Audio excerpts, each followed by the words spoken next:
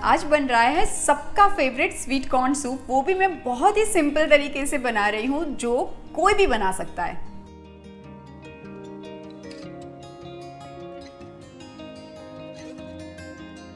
Sweet corn बनाने के लिए सबसे पहले मैंने ये कॉर्न को हल्का सा बॉईल किया है, सिर्फ एक ही सीटी कुकर में आने तक कुक किया है और फिर कुकर को खोल दिया है। आप कच्चा भी यूज़ कर सकते हो, पर मुझे लगता है कि इतना एक स्टेप करने से स्वीट कॉर्न में बहुत अच्छी मिठास आती है।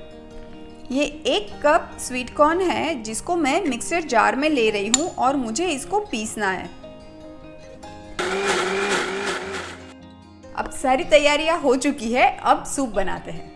सूप बनाने के लिए सबसे पहले एक पैन में मैं ½ टीस्पून जितना बटर ले लेती हूँ। ये सूप आप तेल में भी बना सकते हैं। मैं बटर में ऐड कर देती हूँ ये 2 कली लहसुन की और छोटा टुकड़ा अदरक का। अब ये अदरक और लहसुन को हमें बहुत ज़्यादा नहीं पकाना है, ग्रेवी की तरह लाल नहीं करना है। जैसे ही हल्का हल्का सा अदरक लहसुन पक जाता है वैसे ही मैं ऐड कर देती हूँ ये हरा वाला प्याज का सफ़ेद वाला पार्ट।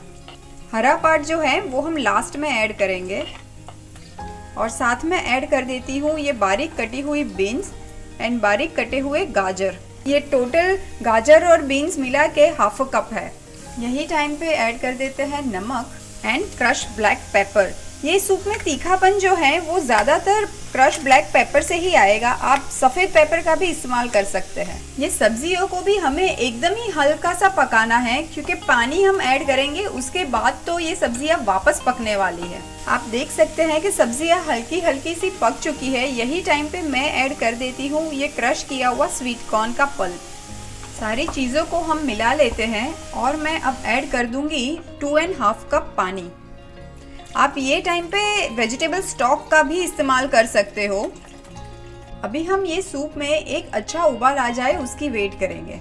अब ये देखिए सूप में तो धीरे धीरे उबाल आने की शुरुआत हो चुकी है। यही टाइम पे मैं ऐड कर देती हूँ ये प्री बॉइल्ड किए हुए ½ कप स्वीट कॉर्न और कुछ रेड वाले कैप्सिकम।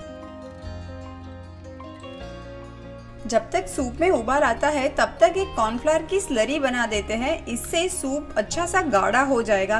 पर कॉर्नफ्लावर ऐड करने से सूप को एक अच्छी सी बॉडी मिल जाएगी। मेरे पास यहाँ पे 2 टीस्पून कॉर्नफ्लावर है जिसको मैं नॉर्मल रूम टेम्परेचर वाले पानी में डाइल्यूट कर दूंगी। सूप बनाने में हमेशा एक बात का ख्याल रखिएगा, सब्जियों को कभी भी ओवरकुक नहीं करिएगा वरना सूप का मज़ा नहीं आता है। कॉर्नफ्लावर ऐड करने के बाद सूप को बहुत ज़्यादा नहीं पकाना है, एक उबाल आने तक पकाना है, पर कंटिन्यूसली स्टर करना पड़ेगा वरना कॉर्नफ्लावर नीचे चिपक जाएगा। सूप तो उबल चुका है, बस यही टाइम पे मैं हीट को टर्न ऑफ कर देती हूँ और लास्ट में ऐड कर देते हैं ये प्याज का हरा वाला पार्ट। इसको कुक करने की बिल्कुल ज़रूरत नहीं है। गर्मा गर्म स्वीट कॉर्न सूप को सर्व कर देते हैं। और स्वीट कॉर्न सूप हमेशा सर्व होता है ये चिली विनेगर के साथ। कुछ नहीं करना है, नॉर्मल जो विनेगर है उसके अंदर मैंने कट की हुई मिर्ची डाली हुई है। तो जब भी आप सर्व करें तो थोड़ा सा विनेगर और ये कट की हुई चिलीज़ ऊपर से लेके से ड्रिजल करके आप सूप को एंजॉय कर सकते हैं।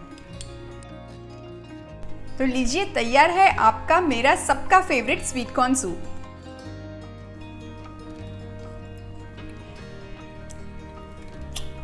All time favourite.